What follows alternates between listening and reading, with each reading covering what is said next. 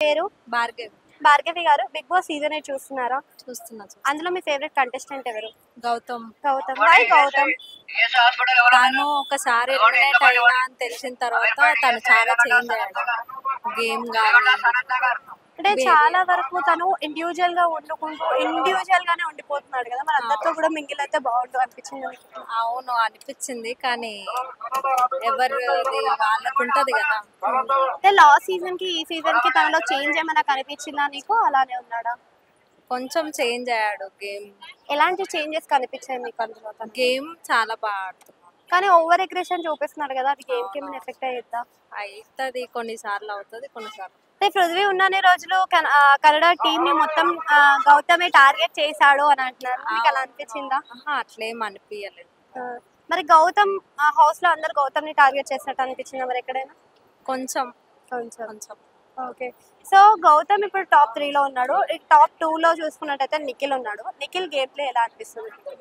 నిఖిల్ కూడా బాగా ఆడతాడు. నిఖిల్ ఎక్కడైనా ఫ్లిప్ అయినట్టు అనిపిస్తుందా నీకు? లేదు, జెన్యూన్ గా ఉంటాడు.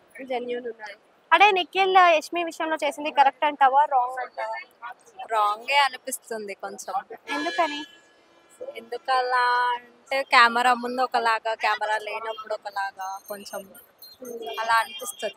అంటే యష్మికి డ్రీమ్ వచ్చింది అని చెప్పినప్పుడు చెప్పేస్తే బాగుండు అనిపించిందా మీకు? అవును, కొంచెం చెప్పేస్తే అయిపోతుండే, కానీ చెప్పలేదు. నిఖిలే క్లారిటీ చెప్పలేదు. విష్ణుప్రియ రోహిణి ఎలిమినేట్ అవుతారని ఎక్స్పెక్ట్ చేశారా? అనుకున్నా. టాప్ 6 లో విష్ణుప్రియ ఉంటది అనుకున్నా. విష్ణుప్రియ వెళ్తే బాగుంటుందా? ఉంటేనే బాగుంటది. విష్ణుప్రియ ఏం ఆడలేదు కదా, మరి ఎందుకు అలా అనిపించింది? ఆమె ఎంత అంటే ఆమెకు అయినంత వరకు ఆడింది, జెన్యూన్ గా ఉంది. సో ఇప్పుడు చూస్తున్న దాంట్లో అవినాష్ టాప్ 1 లో ఉన్నాడు కదా, అవినాష్ ని అసలు ఎక్స్పెక్ట్ చేశారు టాప్ 1 లో? ఫైనలిస్ట్ గా గెలుచుకున్నాడు కాబట్టి టాప్ 5 లో ఉన్నాడు, లేకపోతే ఎప్పుడో ఎలిమినేట్ అయిపోతుంది. ఆయన ప్లేస్ లో ఎవరుంటే బాగుండు అనిపించింది మీకు?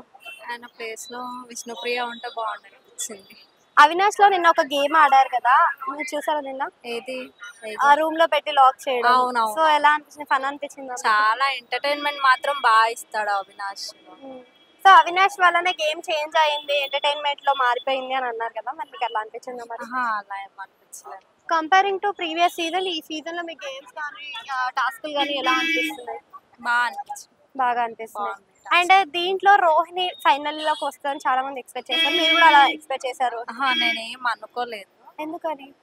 అంటే కొంచెం ఆమె గేమ్ తక్కువనే ఉంది ఎంత ఆడినా కానీ. అదే ఆ టాస్క్ ఒక టాస్క్ లో గెలిచింది కదా, లాస్ట్ మెగా చీఫ్ అయింది. ప్రేరణ టాప్ 5 లో ఉండడం కరెక్టా ఇన్కరెక్టా? అంటే ఏం చెప్తారు? కరెక్టా? కరెక్ట్. ఎందుకు కరెక్ట్? తను గేమ్స్ చాలా బాగా ఆడుతుంది. బట్ ఫ్లిప్ అవుతూ ఉంటది, నామినేషన్స్ తీసుకోలేదు. లేదు అట్లేం ఉండదు. ఓకే. టాప్ 3 లో ఎవరు ఉంటారు?